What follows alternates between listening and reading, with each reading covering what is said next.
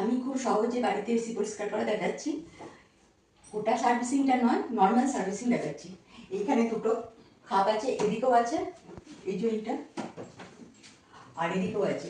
এটাকে জাস্ট একটু চাপ দিলেই উঠে আসবে, দিয়ে এটাকে সোজা রেখে দেবেন।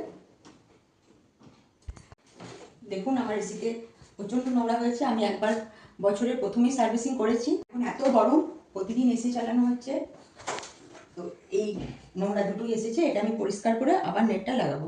চলুন দেখতে থাকুন। জল তুলে জলের তলায় দিয়ে দেবেন,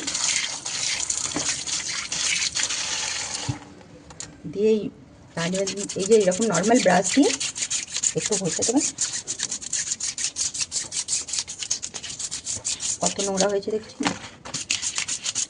বছরে দুবার এসি সার্ভিসিং করাবেন, আর বাকি এটা নিজেরা ঘরে করতে হবে।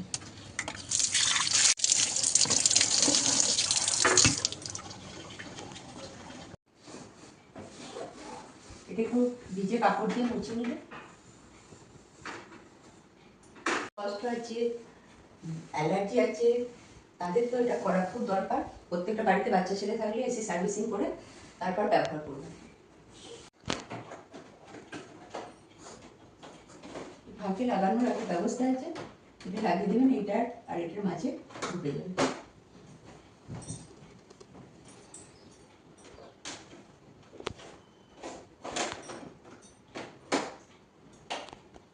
এটাকে একটু জোরে লাগাতে হবে।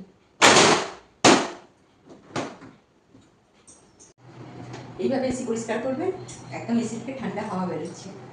দেখা হচ্ছে পরের আবার একটা নতুন ভিডিওর সঙ্গে।